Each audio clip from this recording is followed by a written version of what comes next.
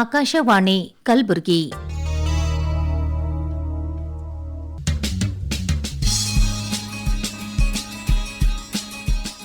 ಹೊಸ ಓದು ಪುಸ್ತಕ ಪರಿಚಯದ ಸಾಪ್ತಾಹಿಕ ಕಾರ್ಯಕ್ರಮ.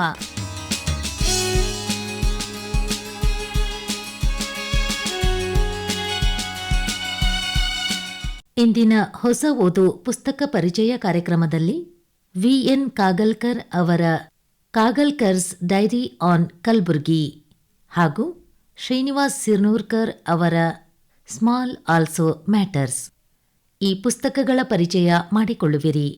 ಪುಸ್ತಕಗಳನ್ನು ಪರಿಚಯಿಸುತ್ತಾರೆ doctor Srinivas Kushtagi. Kagalkar's diary on Kalaburagi. ಲೇಖಕರು ಶ್ರೀ ವಿ.ಎನ್. ಕಾಗಲ್ಕರ್. ಪ್ರಕಾಶಕರು ನಮ್ಮ ಮೀಡಿಯಾ ಸ್ಕ್ವೈರ್ ಪಬ್ಲಿಕೇಶನ್, ಧಾರವಾಡ. ಪುಟಗಳು 156, ಬೆಲೆ ₹150. ಶ್ರೀ ವಿ.ಎನ್. ಕಾಗಲ್ಕರ್ ಅವರ ಪೂರ್ಣ ಹೆಸರು ವೆಂಕಟರಾವ್ ನಾರಾಯಣರಾವ್ ಕಾಗಲ್ಕರ್. ಕಲಬುರಗಿಯ ಪತ್ರಿಕಾ ಪ್ರಪಂಚದಲ್ಲಿ ಬಹು ಪ್ರಸಿದ್ಧವಾದ ಹೆಸರು. ಕರ್ನಾಟಕ ರಾಜ್ಯೋತ್ಸವ ಪ್ರಶಸ್ತಿಯಿಂದ, ಪತ್ರಿಕಾ ಅಕಾಡೆಮಿಯಿಂದ ಗೌರವಿಸಲ್ಪಟ್ಟ ಹಿರಿಯ ಪತ್ರಕರ್ತರು ಇವರು. ಪ್ರಸಿದ್ಧ ಪತ್ರಿಕೆಗಳಾದ ಸಂಯುಕ್ತ ಕರ್ನಾಟಕ ಮತ್ತು ದ ಹಿಂದೂ ಪತ್ರಿಕೆಗಳ ವರದಿಗಾರರಾಗಿ ಸೇವೆ ಸಲ್ಲಿಸಿದವರು. ಅವರು ತಮ್ಮ ಸೇವಾವಧಿಯಲ್ಲಿ ಈ ಎರಡೂ ಪತ್ರಿಕೆಗಳಲ್ಲಿ ಕಲಬುರಗಿ ಮತ್ತು ಹೈದರಾಬಾದ್ ಕರ್ನಾಟಕದ ಅನೇಕ ವಿಷಯಗಳನ್ನು ಕುರಿತು ಲೇಖನ ರೂಪದ ವರದಿಗಳನ್ನು ಮಾಡಿದರು. ಅಂತಹ ಲೇಖನ ರೂಪದ ವರದಿಗಳಲ್ಲಿ ಹಿಂದೂ ಪತ್ರಿಕೆಯಲ್ಲಿ ಪ್ರಕಟಗೊಂಡ ಬರಹಗಳನ್ನು ಸಂಗ್ರಹಿಸಿ ಕಾಗಲ್ಕರ್ಸ್ ಡೈರಿ ಆನ್ ಕಲಬುರ್ಗಿ ಎಂಬ ಪುಸ್ತಕವನ್ನು ಪ್ರಕಟಿಸಿ, ಈ ಪುಸ್ತಕದ ಪ್ರಕಾಶಕರು ಉಪಯುಕ್ತವಾದ ಕೆಲಸವನ್ನು ಮಾಡಿರುವುದಕ್ಕೆ ಅಭಿನಂದಿಸಬೇಕಾಗುತ್ತದೆ. ಕಾಗಲ್ಕರ್ಸ್ ಡೈರಿ ಆನ್ ಕಲಬುರ್ಗಿ ಈ ಪುಸ್ತಕದಲ್ಲಿ 4 ಭಾಗಗಳಲ್ಲಿ ಒಟ್ಟು 44 ಲೇಖನಗಳಿವೆ. ಕೆಲವೊಂದು ಲೇಖನಗಳು ಪತ್ರಿಕಾ ವರದಿಗಳೂ ಆಗಿವೆ. ಆದರೆ ಆ ಪತ್ರಿಕಾ ವರದಿಗಳೆಲ್ಲ ಯಾವುದಾದರೂ ಒಂದು ಸಂದೇಶವನ್ನೇ ಕೊಡುತ್ತವೆ. ಈ ಪುಸ್ತಕದ ಮೊದಲ ಭಾಗ ಕನ್ನಡ ಆ್ಯಂಡ್ ಲ್ಯಾಂಗ್ವೇಜ್, ಕನ್ನಡ ಮತ್ತು ಭಾಷೆ. ಇದರಲ್ಲಿ ಟುವರ್ಡ್ಸ್ ಎನ್ರಿಚಿಂಗ್ ಕನ್ನಡ ಲಿಟ್ರೇಚರ್ ಎಂಬ ಲೇಖನದಲ್ಲಿ ಕಲಬುರಗಿಯ ದತ್ತಾತ್ರಾವ್ ಹೇರೂರ್ ಅವರ ಕನ್ನಡದ ಸೇವೆಯನ್ನು ಕುರಿತು ಬಿ.ಎಂ. ಶ್ರೀ ಅವರು ಕನ್ನಡದ ಸೇವೆಯನ್ನು ಹೇಗೆ ಮಾಡಿದರೋ ಅದೇ ತರಹ ಶ್ರೀ ದತ್ತಾತ್ರಾವ್ ಹೇರೂರ್ ಅವರು ಕಲಬುರಗಿಯಲ್ಲಿ ಕನ್ನಡದ ಸೇವೆಯನ್ನು ಮಾಡಿದರು. ಸರ್ವಜ್ಞನ ತ್ರಿಪದಿಗಳನ್ನು ಹಿಂದಿ ಭಾಷೆಗೆ ಅನುವಾದ ಮಾಡಿದರು. ಅದೇ ತರಹ ಲಕ್ಷ್ಮೀಶನ ಜೈಮಿನಿ ಭಾರತವನ್ನು ಹಿಂದಿಗೆ, ಭ್ರಮರಗೀತಾ ಹಿಂದಿಯಿಂದ ಕನ್ನಡಕ್ಕೆ ಅನುವಾದಿಸಿದರು. ಶ್ರೀ ಹೇರೂರರ ಕೋಲುಮಿಂಚು ಎಂಬ ಕವನ ಸಂಕಲನವನ್ನು ಅವರ ವಿದ್ಯಾರ್ಥಿಗಳು, ಅಭಿಮಾನಿಗಳು ಸೇರಿ ಪ್ರಕಟಿಸಿರುವುದನ್ನು ವಿವರಿಸಿದ್ದಾರೆ.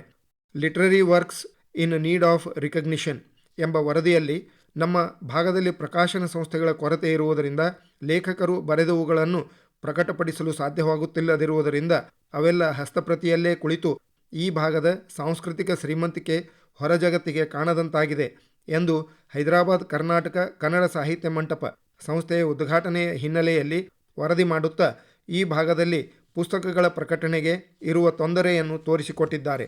ಸಿಗ್ನಿಫಿಕೆಂಟ್ ಕಾಂಟ್ರಿಬ್ಯೂಷನ್ ಟು ಲಿಟ್ರೇಚರ್ ಎಂಬ ವರದಿಯಲ್ಲಿ ಹೈದರಾಬಾದ್ ಕರ್ನಾಟಕವು ದಾಸ ಸಾಹಿತ್ಯಕ್ಕೆ ವಿಶೇಷವಾದ ಕೊಡುಗೆಯನ್ನು ಕೊಟ್ಟಿದೆ. ಶ್ರೀ ಜಗನ್ನಾಥ ದಾಸರ ಶ್ರೀ ಹರಿಕಥಾಮೃತ ಸಾರವಂತೂ ಕನ್ನಡದ ಸಾಹಿತ್ಯವನ್ನು ಶ್ರೀಮಂತಗೊಳಿಸಿದ ಕಾವ್ಯ. ತೆಲುಗು, ತಮಿಳು, ಮರಾಠಿ ಭಾಷೆಗಳಲ್ಲಿ ಶ್ರೀ ಹರಿಕಥಾಮೃತ ಸಾರ ಅನುವಾದಗೊಂಡಿದ್ದು, ಹರಿದಾಸ ಸಾಹಿತ್ಯದ ಸಮಗ್ರ ಸಂಪುಟಗಳನ್ನು ಡಾಕ್ಟರ್ ಶ್ರೀನಿವಾಸ ಹಾವನೂರ್, ಡಾಕ್ಟರ್ ಟಿ.ಎನ್. ನಾಗರತ್ನ ಮತ್ತು ಪ್ರೊಫೆಸರ್ ವಸಂತ್ ಕುಷ್ಟಗಿ ಅವರ ಕಾರ್ಯನಿರ್ವಾಹಕ ಸಂಪಾದನೆಯಲ್ಲಿ ಕರ್ನಾಟಕ ಸರ್ಕಾರವು ಪ್ರಕಟಿಸುತ್ತಿರುವುದಕ್ಕೆ ಅಭಿನಂದನೆಗಳನ್ನು ಸಲ್ಲಿಸುವ ವರದಿಯನ್ನು ಮಾಡಿ ಹರಿದಾಸ ಸಾಹಿತ್ಯದ ಕೊಡುಗೆಯ ಮೇಲೆ ಬೆಳಕು ಚೆಲ್ಲಿದ್ದಾರೆ.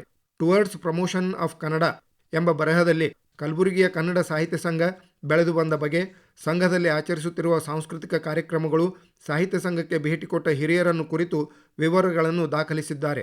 ಹೀಗೆ ಕಾಗಲ್ಕರ್ಸ್ ಡೈರಿ ಆನ್ ಕಲಬುರ್ಗಿ ಪುಸ್ತಕದ ಮೊದಲ ಭಾಗದಲ್ಲಿ ಹೈದರಾಬಾದ್ ಕರ್ನಾಟಕದ ಸಾಹಿತ್ಯದ ಹಿನ್ನೆಲೆ, ಮಾತೃಭಾಷೆಯ ಅವಶ್ಯಕತೆ, ಈ ಭಾಗದ ಹಸ್ತಪ್ರತಿಗಳ ಸಂಗ್ರಹ ಸಂರಕ್ಷಣೆ, ಉರ್ದುವಿನ ಪ್ರಭಾವ, ಈ ಭಾಗದ ಸಾಹಿತ್ಯದಲ್ಲಿರುವ ಮಾನವೀಯ ಮೌಲ್ಯಗಳು, ಪೂಜ್ಯ ದೊಡ್ಡಪ್ಪ ಅಪ್ಪ ಅವರು ಮಹಿಳಾ ಶಿಕ್ಷಣಕ್ಕೆ ಕೊಟ್ಟ ಪ್ರಾಮುಖ್ಯತೆಯಂತಹ ವಿಷಯಗಳನ್ನು ಕುರಿತು ಬರೆದ ಲೇಖನಗಳಂತಿರುವ ವರದಿಗಳಿವೆ. ಧಾರ್ಮಿಕ ಪ್ರಾಮುಖ್ಯತೆಯನ್ನು ಪಡೆದ ಸ್ಥಳಗಳು, ಪ್ಲೇಸಸ್ ಆಫ್ ರಿಲಿಜಿಯನ್ಸ್ ಇಂಪಾರ್ಟೆನ್ಸಿ ಎಂಬ ಎರಡನೆಯ ಭಾಗದಲ್ಲಿ 21 ಬರಹಗಳಿವೆ. ಚಿತ್ತಾಪುರ ತಾಲೂಕಿನ ಶ್ರೀ ಚಂದ್ರಲಾ ಪರಮೇಶ್ವರಿ ದೇವಸ್ಥಾನವು ಭೀಮಾ ನದಿಯ ದಂಡೆಯ ಮೇಲಿದ್ದು, ಈ ದೇವತೆ ಅನೇಕ ಮನೆತನಗಳ ಕುಲದೇವತೆಯೂ ಹೌದು. ಶ್ರೀ ಚಂದ್ರಲಾ ಪರಮೇಶ್ವರಿಯ ಉಲ್ಲೇಖವು ಅಥರ್ವಣ ವೇದ, ಸ್ಕಂದ ಪುರಾಣ, ಹರಿವಂಶ, ಮತ್ಸ್ಯ ಪುರಾಣ, ಮಾರ್ಕಂಡೇಯ ಪುರಾಣಗಳಲ್ಲೂ ಬರುವುದನ್ನು ಶ್ರೀ ಕಾಗಲ್ಕರ್ ಅವರು ವಿವರಿಸುತ್ತಾ ಚಾಲುಕ್ಯರ ಕುಲದೇವತೆಯೂ ಆಗಿದ್ದಳು ಎಂಬುದನ್ನು ಹೇಳುತ್ತಾರೆ. Once famous centre of learning ಎಂಬ ಬರಹದಲ್ಲಿ in the history of India Nagai university gives the first inscriptional evidence of the existence of an adequately equipped library attach to it ಎಂದು ಪುಟ 53ರಲ್ಲಿ ಮಾಹಿತಿಯನ್ನು ಕೊಟ್ಟಿದ್ದಾರೆ. ನಾಗಾಯಿ ಘಟಿಕಾ ಸ್ಥಾನದಲ್ಲಿ ವಿಶ್ವವಿದ್ಯಾಲಯದ ಮಾದರಿಯಲ್ಲಿ ಶಿಕ್ಷಣವನ್ನು ಕೊಡಲಾಗುತ್ತಿತ್ತು. ಅಲ್ಲಿ ಸುಮಾರು 400 ವಿದ್ಯಾರ್ಥಿಗಳು ವೇದ, 50 ವಿದ್ಯಾರ್ಥಿಗಳು ಶಾಸ್ತ್ರ, ನ್ಯಾಯ, ಮೀಮಾಂಸೆ, ವ್ಯಾಕರಣಗಳ ಅಧ್ಯಯನ ಮಾಡುತ್ತಿದ್ದರು. ವಿಶೇಷವೆಂದರೆ ಇವರಿಗೆಲ್ಲ ಉಚಿತವಾದ ಊಟ, ಬಟ್ಟೆ ಮತ್ತು ಇರುವ ವ್ಯವಸ್ಥೆಯನ್ನು ಮಾಡಲಾಗಿದ್ದಿತು. ನಾಗಾಯಿಯ ಕುರಿತು ವಿಶೇಷವಾದ ಅಧ್ಯಯನ ಸಂಶೋಧನೆಯನ್ನು ಮಾಡಿದ ಡಾಕ್ಟರ್ ಎಂ ಭಟ್ ಅವರ ಸೇವೆಯನ್ನು ಲೇಖಕರು ಇಲ್ಲಿ ನೆನಪಿಸಿಕೊಂಡಿದ್ದಾರೆ.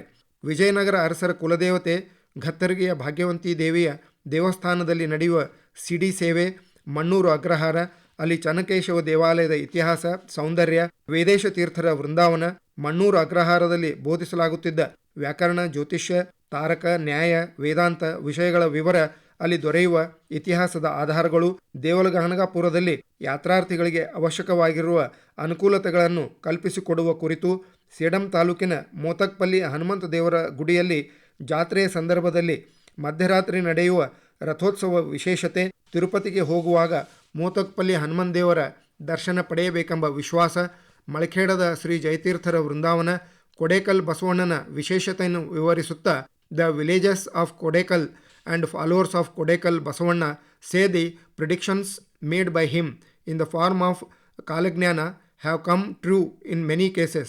In one of the stanzas, it has been stated that a river flows nearby and the flow will be stopped for the benefit of people. It can be seen now that a dam constructed across the river Krishna, that is Upper Krishna project, has started serving the people. ಎಂದು ಪುಟ 76ರಲ್ಲಿ ಕಾಲಜ್ಞಾನದ ವಿವರಗಳನ್ನು ಬೆಳಕಿಗೆ ತರುವ ಪ್ರಯತ್ನವನ್ನು ಶ್ರೀ ಕಾಗಲ್ಕರ್ ಮಾಡಿದ್ದಾರೆ. ಅರಬಿಂದೋ ಸರ್ಕಲ್ದ ಆಧ್ಯಾತ್ಮಿಕ ಸೇವೆ, ಹೈದರಾಬಾದ್ ಕರ್ನಾಟಕದ ಪ್ರವಾಸಿ ತಾಣಗಳ ಮಾಹಿತಿಯನ್ನು ಕೊಡುವ ಬರಹಗಳು 2ನೇ ಭಾಗದಲ್ಲಿವೆ. ಪ್ಲೇಸಸ್ ಆಫ್ ಹಿಸ್ಟಾರಿಕಲ್ ಪ್ಲೇಸಸ್ ಎಂಬ 3ನೇ ಭಾಗದಲ್ಲಿ ಈ ಭಾಗದ ಐತಿಹಾಸಿಕ ಸ್ಥಳಗಳ ಮೇಲೆ ಬೆಳಕು ಚೆಲ್ಲುವ 9 ಬರಹಗಳಿವೆ.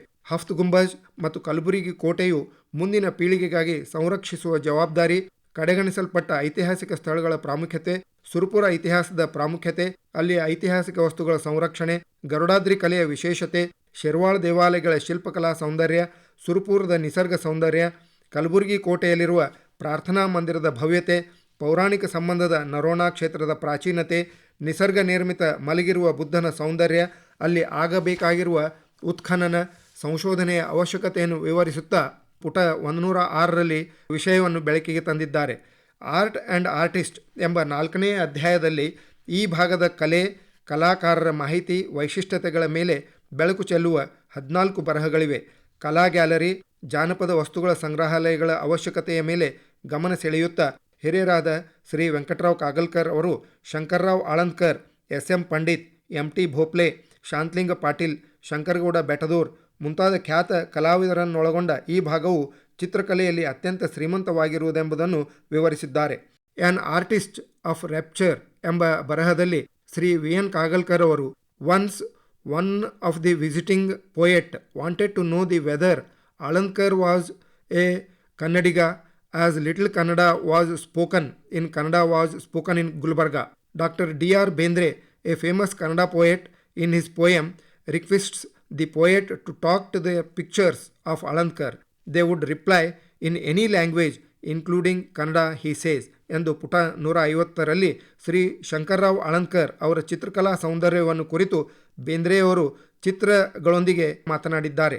ಶ್ರೀ ವಿ ಎನ್ ಕಾಗಲ್ಕರ್ ಅವರ ಕಾಗಲ್ಕರ್ಸ್ ಡೈರಿ ಆನ್ ಕಲಬುರ್ಗಿ ಪುಸ್ತಕವನ್ನು ಓದುತ್ತಿದ್ದಂತೆ ಬೆನ್ನುಡಿಯಲ್ಲಿ ಶ್ರೀ ಶ್ರೀನಿವಾಸ್ ತಂತ್ರಿಯವರು ಬರೆದ Venkatrao Kagalkar was an unusual journalist.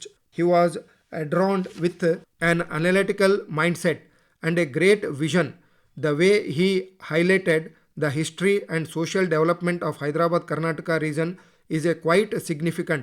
In a way, all his reports can be attributed as true life portrayals of the backward region.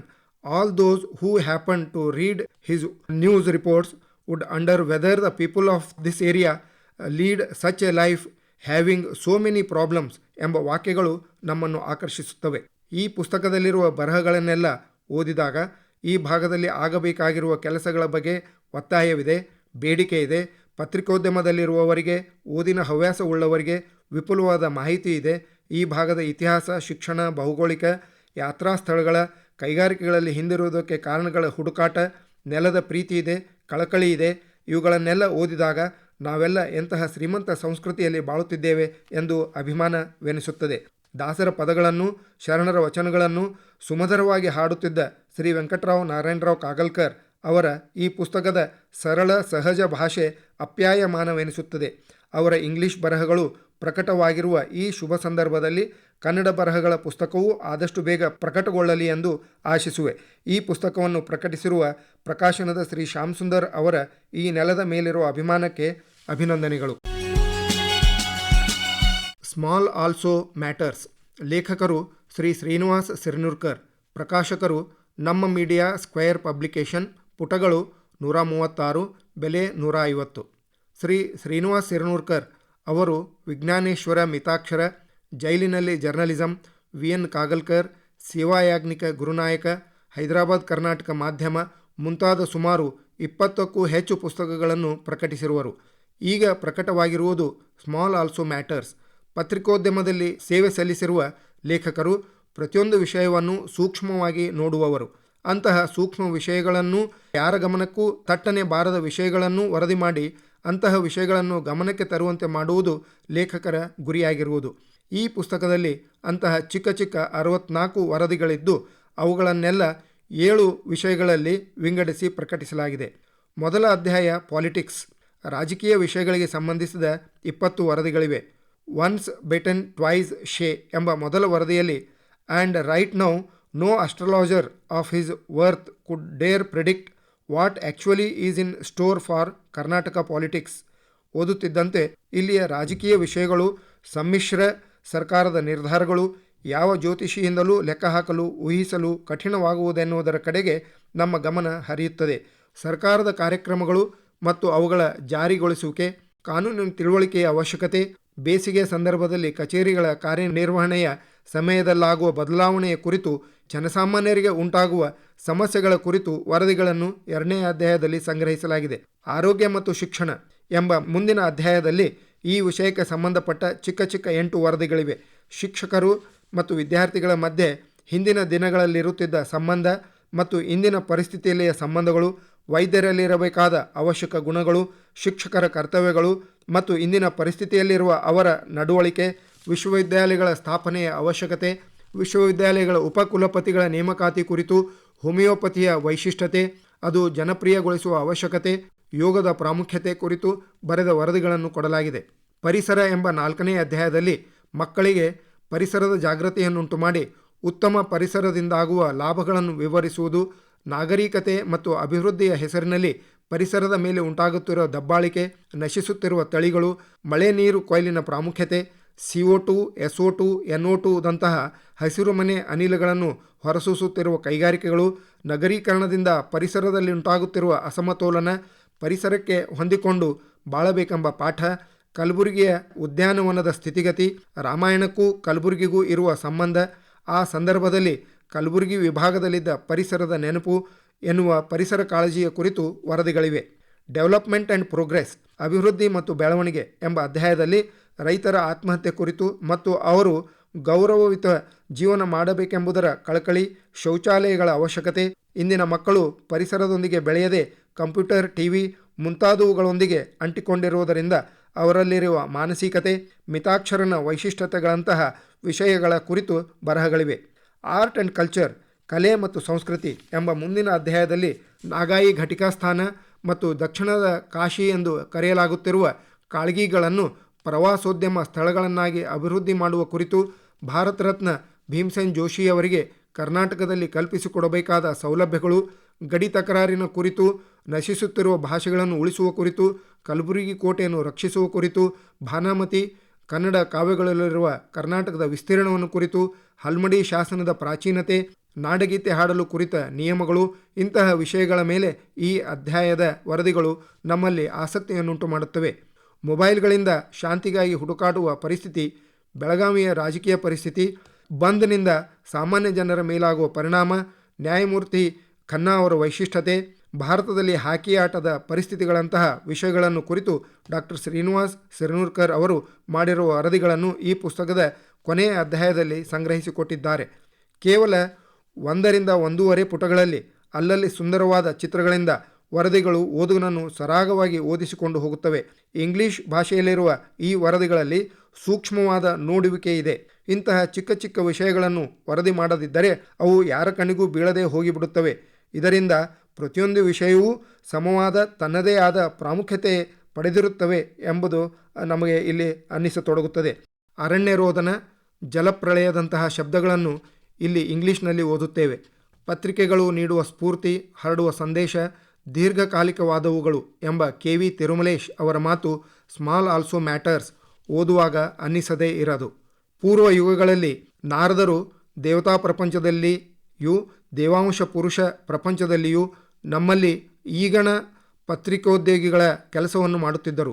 ಲೋಕವಾರ್ತೆಯನ್ನು ಸಾರುವುದು, ದುಷ್ಟಚೇಷ್ಟೆಯನ್ನು ಗಮನಕ್ಕೆ ತರುವುದು, ಹಿತವನ್ನು ಸೂಚಿಸುವುದು ನಾರದರು ಮಾಡುತ್ತಿದ್ದ ಕೆಲಸಗಳು. ಹಿರಣ್ಯಕಶಿಪುವಿಗೆ ಅಪಾಯವನ್ನು ಸೂಚಿಸಿದವರು, ಇಂದ್ರನಿಗೆ ಎಚ್ಚರಿಕೆ ಹೇಳಿದವರು, ಸತ್ಯಭಾಮೆಗೆ ಆಕೆಯ ಹಕ್ಕನ್ನು ತಿಳಿಸಿಕೊಟ್ಟವರು, ಧ್ರುವನಿಗೆ ಹಿತೋಪದೇಶ ಮಾಡಿದವರು, ಅರ್ಜುನನಿಗೆ ಗರ್ವಭಂಗ ಮಾಡಿಸಿದವರು, ಮಹಾವಿಷ್ಣುವಿಗೆ ಲೋಕಗಳ ಸ್ಥಿತಿಯನ್ನು ಅರಿಕೆ ಮಾಡುತ್ತಿದ್ದವರು, ಸಕಲ ಜೀವಿಗಳಿಗೂ ದೈವಲೀಲೆಯನ್ನು ಕೀರ್ತಿಸಿ ಜ್ಞಾನಾನಂದವನ್ನು ನೀಡುತ್ತಿದ್ದವರು ನಾರದರೇ ಅಲ್ಲವೇ? ನಮ್ಮ ಯುಗದಲ್ಲಿಯೂ ಆ ಬಗೆಯ ಕರ್ತವ್ಯಗಳು ನೆರವಾಗಬೇಕಾಗಿವೆ. ಆದರೆ ಈಗ ನಾರದರಿಲ್ಲ. ಪತ್ರಿಕಾ ಲೇಖಕರು ಅವರ ಸ್ಥಾನದಲ್ಲಿ ನಿಲ್ಲಬೇಕಾಗಿದೆ ಎಂಬ DVG ಅವರ ಮಾತುಗಳು ಎಷ್ಟು ಅರ್ಥಪೂರ್ಣವಾಗಿವೆ ಎಂದು ಈ ಪುಸ್ತಕ ಓದುತ್ತಿದ್ದಂತೆ ಅನ್ನಿಸತೊಡಗುತ್ತದೆ. ಇದುವರೆಗೆ ಹೊಸ ಓದು ಪುಸ್ತಕ ಪರಿಚಯ ಕಾರ್ಯಕ್ರಮದಲ್ಲಿ VN ಕಾಗಲ್ಕರ್ ಅವರ ಕಾಗಲ್ಕರ್ಸ್ ಡೈರಿ ಆನ್ ಕಲಬುರ್ಗಿ ಹಾಗೂ ಶ್ರೀನಿವಾಸ್ ಸಿರ್ನೂರ್ಕರ್ ಅವರ ಸ್ಮಾಲ್ ಆಲ್ಸೋ ಮ್ಯಾಟರ್ಸ್ ಈ ಪುಸ್ತಕಗಳ ಪರಿಚಯ ಮಾಡಿಕೊಂಡಿರಿ. ಪುಸ್ತಕಗಳನ್ನು ಪರಿಚಯಿಸಿದವರು ಡಾಕ್ಟರ್ ಶ್ರೀನಿವಾಸ್ ಕುಷ್ಟಗಿ.